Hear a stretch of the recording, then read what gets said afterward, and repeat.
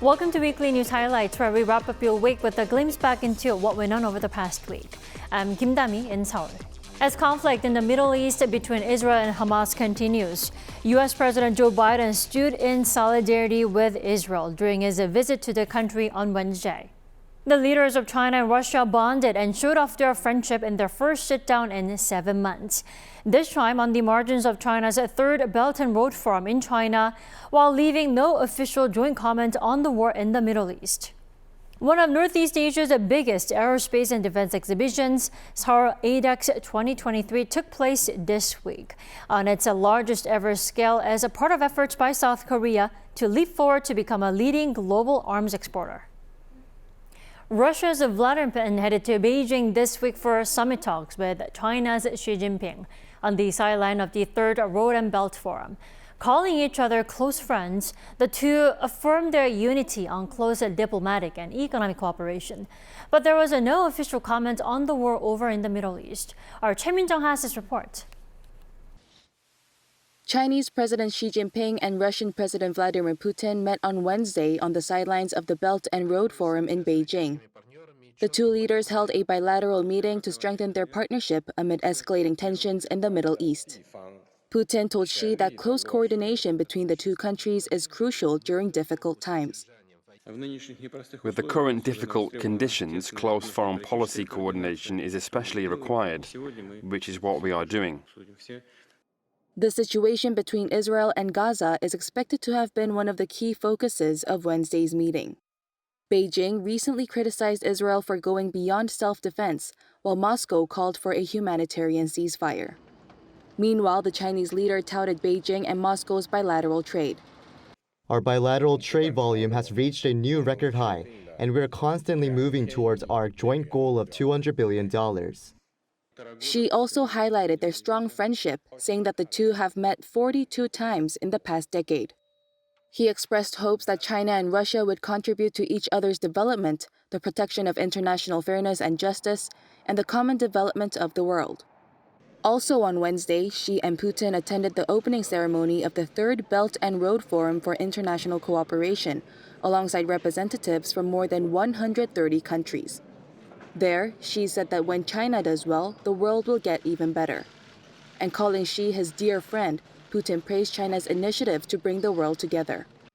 Meanwhile, Xi warned against economic coercion and decoupling, criticizing the West's push to reduce dependency on China's economy. Viewing others' development as a threat or taking economic interdependence as a risk will not make one's own life any better or speed up one's own development. This year's conference marks the 10th anniversary of the launch of China's Belt and Road Initiative, which seeks to connect China, Central Asia, Africa, and Europe via land and maritime networks to stimulate economic growth. Choi Min-jung, Arirang News. U.S. President Joe Biden made a whirlwind trip to Israel to stress his country's support for and solidarity with Israel. His visit also came with the announcement that Israel is letting food and other essentials enter Gaza for civilians. Park Gun-woo tells us more. Following talks between U.S. President Joe Biden and Israeli Prime Minister Benjamin Netanyahu on Wednesday, the Prime Minister's office announced it would not prevent aid from entering Gaza through its border with Egypt. The office stressed that relief should only reach civilians in Gaza, adding food, water, and medicine will be the only supplies allowed through. It also said it would maintain a blockade of humanitarian aid from Israel into Gaza until hostages being held by Hamas are released. Egypt announced on Thursday that it would allow sustainable passage for aid to cross through its border with Gaza, as hundreds of aid trucks have been waiting to go through. And despite a U.S. veto of a UN resolution condemning all violence against civilians in the war between Israel and Hamas, and urging humanitarian aid for Gaza, Biden followed up talks with Netanyahu with a pledge to support both Israel and Gaza. He said he is considering a supplementary request to Congress for some $100 billion for defense assistance, with some of those funds to be used for Israel. And he also said he would send around $100 million in humanitarian aid to Gaza. Regarding the deadly explosion at the Ali Arab Hospital in Gaza on Tuesday, Biden said that it appears Israel was not responsible for the blast. According to a National Security Council spokesperson, the assessment that another Palestinian militant group caused the explosion was made based on data including intelligence, missile activity, and open-source video and images of the incident. Meanwhile, also on Wednesday, the U.S. Treasury Department announced sanctions against 9 individuals in one entity in places including Gaza, Sudan, and Qatar over suspicions they have links to Hamas.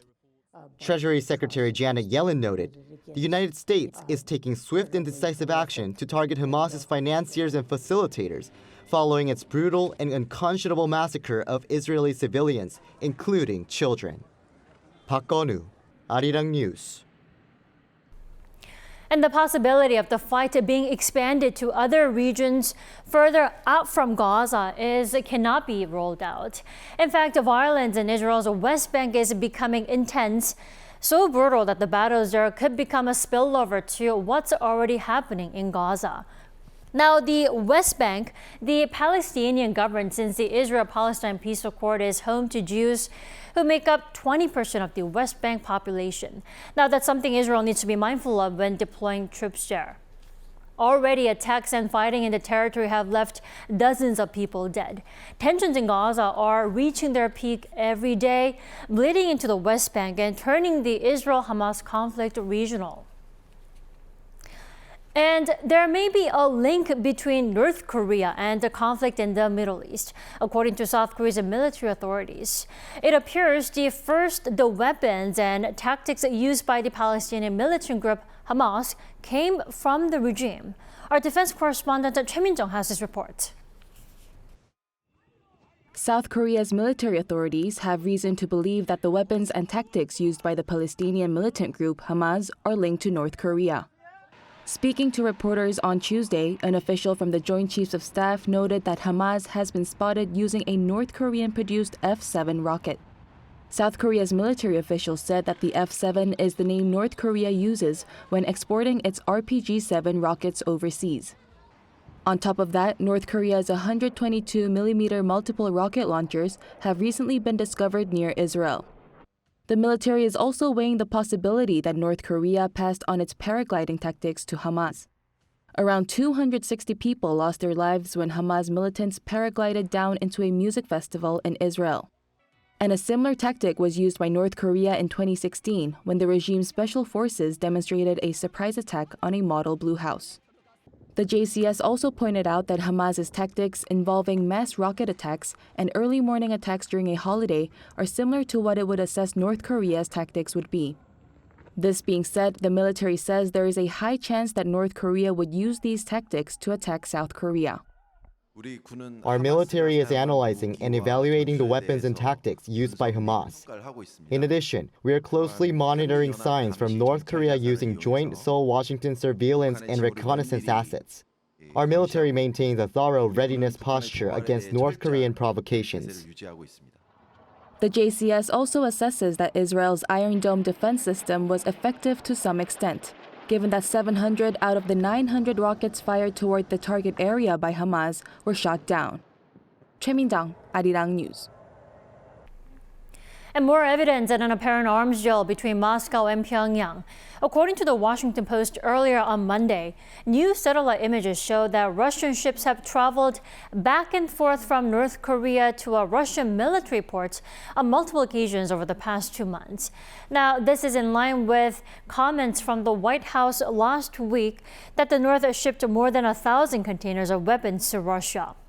Following the news during a meeting in Jakarta with top nuclear envoys of the U.S. and Japan, South Korea's nuclear envoy Kim Gun warned that both North Korea and Russia will pay a price for any military deal, calling such actions a clear violation of the UN Security Council resolutions.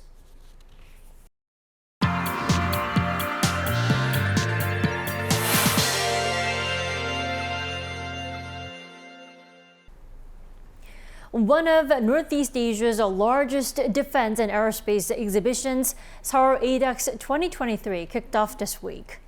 The exhibition features South Korea's latest military equipment, including South Korea's first homegrown supersonic fighter jet, the KF-21. And joining me is our defense correspondent, Choi Min-jung. Welcome, Min-jung. Hi, Dami. So, Min-jung, first off, what is ADEX? Right, the ADEX, or the Seoul International Aerospace and Defense Exhibition, is a biennial event that allows potential buyers as well as the public to see the latest military equipment developed by South Korea. The exhibition was first held in 1996 to promote domestic defense firms and boost global technology exchanges. And since then, the Seoul ADEX has been growing in size with every edition, with Korea looking to become one of the world's top 4 defense export countries. This year's exhibition is the largest so far, with some 550 entities from 35 countries taking part. And the event had senior-level military officials and delegations from 53 countries participating as well.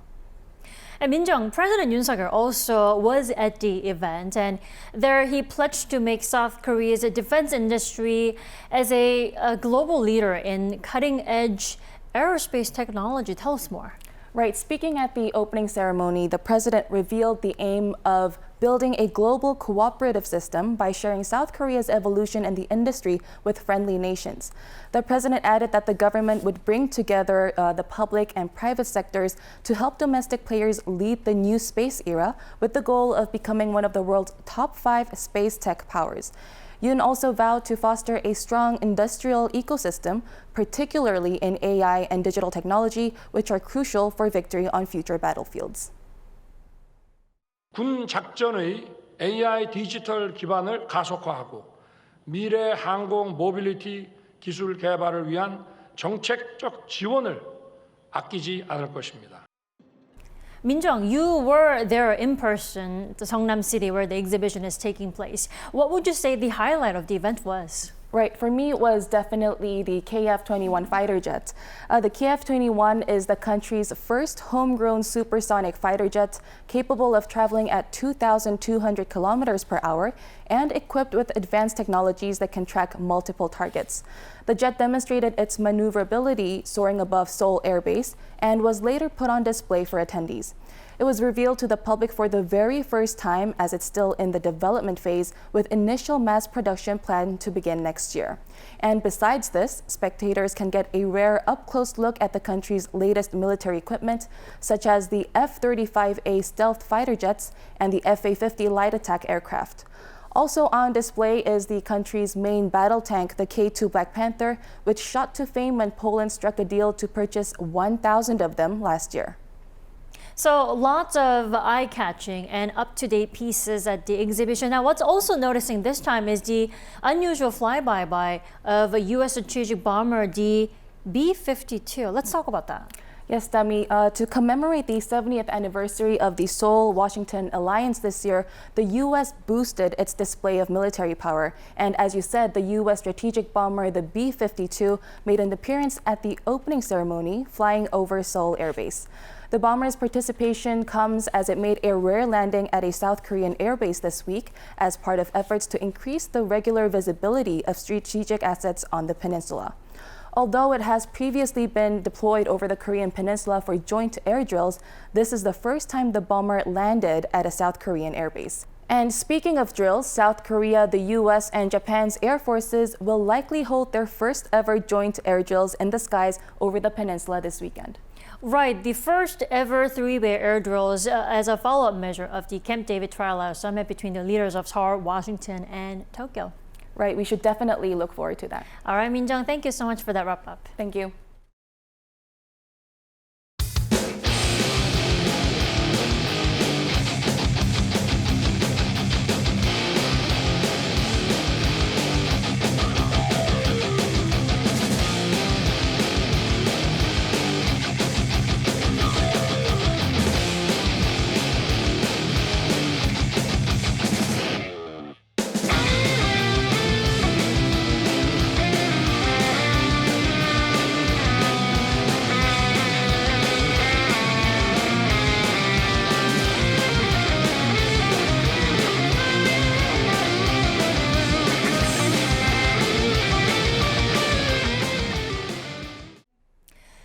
And this week, the United States further curbed China's technological advancement by tightening China's access to AI chips. A new set of rules was announced to update and strengthen restrictions on the export of advanced computer chips to China. Lee Seung-jae has more. The U.S. Department of Commerce on Tuesday announced a set of rules to update and strengthen its restrictions on the export of advanced computing semiconductors to China. The Commerce Department's Bureau of Industry and Security released an update to rules for strengthening export controls after guidelines were published a year ago to restrict China from purchasing and manufacturing high-end chips deemed critical for military advantage. Among the updated rules are notification requirements for the export of certain chips with performance just below the restricted threshold. It also includes new rules to prevent companies from China and other countries of concern from securing controlled chips through their foreign subsidiaries. According to Commerce Secretary Gina Raimondo, the updates on the measures are set up to increase the effectiveness of U.S. controls and further shut off pathways to evade restrictions. She added that the controls remain Washington's clear focus on military applications and confront the threats to its national security posed by the Chinese government's military-civil fusion strategy. Meanwhile, the Commerce Department also added 13 Chinese companies to its entity list, a list of firms considered to be involved in activities contrary to U.S. national security and foreign policy interests. Tuesday's release noted that foundries producing chips for listed firms will need a Bureau of Industry and Security license before the foundries may send such chips to these entities or parties acting on behalf of these entities. The latest announcement comes after the department issued a rule last week updating general authorizations for South Korean chipmakers, Samsung Electronics and SK Hynix to continue supplying their China-based plants with certain U.S. semiconductor manufacturing equipment. Lee Seung-jae, Arirang News. South Korea's central bank again held its key interest rate steady at 3.5% on Thursday for the sixth time in a row. According to the Bank of Korea, uncertainty over inflation and economic growth increased due to prolonged monetary tightening in major countries and rising geopolitical risks, including the Israel-Hamas conflict. Experts say while a 2 percentage point gap with the U.S. Fed may put pressure on the BOK, they say the central bank will likely begin a rate-cutting cycle in the second quarter of next year at the earliest. Meanwhile, international credit rating agency Fitch Ratings has maintained South Korea's long-term foreign currency issuer default rating at the fourth highest AA- with a stable outlook. Balancing robust external finances, resilient macroeconomic performance, and a dynamic export sector against geopolitical risks and an aging population were among the reasons for the view.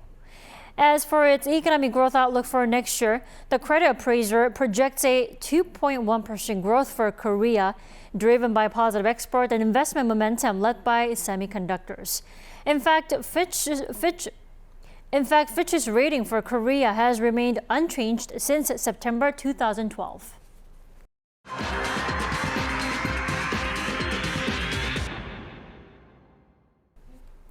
The stage in front of Gwanghwamun Gate, the main gate to Seoul's Gyeongbokgung Palace, has been restored to its original state. Now, people can walk to the palace on the so-called King's Path that's been brought back for the first time in a century. Lee Kyung-eun has this story. This square platform in front of Gwanghwamun Gate in central Seoul used to be where the kings of the Joseon dynasty met the people. The ceremonial stage, known as Word, that they used to be built in front of major palaces, has been restored to its original state for the first time since it was destroyed during the Japanese colonial rule. The wall day in Gwanghwamun, which was damaged by Japanese colonialism exactly 100 years ago, was restored. It was finally restored to its full shape. Perfecting the restoration are the pair of Seosusang, statues of a mythical animal that's believed to have appeared when the king's leadership was respected. And Gwanghwamun Gate, which serves as the main front entrance to Gyeongbokgung Palace, has been given a new signboard with Chinese letters in gold.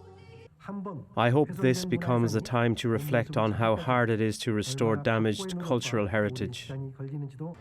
Thousands of people gathered at the site to celebrate the restoration of the historical site. The culture ministry hopes that what once connected the king and the people to serve as a bridge for the country and foreign visitors. More restoration of the site is expected to follow until 2025. 이영은 아리랑 뉴스. The Chinese city Hangzhou, where the Asian Games recently came to a close, means more than just sports for Korea. It's where Korean independence fighters found a new beginning by relocating the provisional government after facing tough times in Shanghai. Our culture correspondent Song Yujin went there. Hangzhou, the host of the largest ever Asian Games, holds a special place in Korea's heart beyond the medals and records. Right next to the famous Sihu, or West Lake in Hangzhou, you'll find the Memorial Hall of the Korean Provisional Government.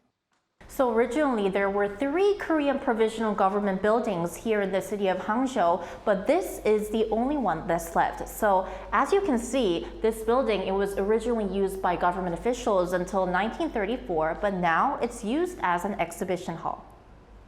Open to the public since 2007, the Memorial Hall has 2 main sections: a recreation of the rooms used by the government and an exhibition hall that tells the story of the Korean Provisional Government's 27-year struggle for independence. The Korean Provisional Government was set up in 1919 in Shanghai after the March 1st independence movement. However, it had to relocate after independence activist Yoon Bong-il set off a bomb in Shanghai's Hongkou Park in 1932 that killed several high-ranking Japanese military officials. Fleeing from Japan's invasion of Shanghai, the Korean Provisional Government found refuge at an inn in Hangzhou in 1932. But due to budget constraints, they later moved their headquarters here to Hubian Village a year later. This 2-story building served as both a home and a workplace for government officials. Records showed that they stayed in Hubian until November 1934 before moving to their 3rd and final headquarters in Hangzhou, Wufuli. The memorial's director says the 3.5 years in Hangzhou were a crucial turning point for the Korean Provisional Government. It was during this period when Kim Gu, one of the founding members of the government, secretly met with then-Chinese leader Jiang Jieshi, where Jiang pledged to fund Korean independence fighters. Kim also established the Korean National Party, which united various scattered groups of independence activists. So, for those who want to step back in time and take a look at this history, the hall is open every day from 9 a.m. to 4:30 p.m., free of charge. 송유진, 아리랑 뉴스, 항저우. We thank you for watching Weekly News Highlights. Enjoy the rest of the weekend.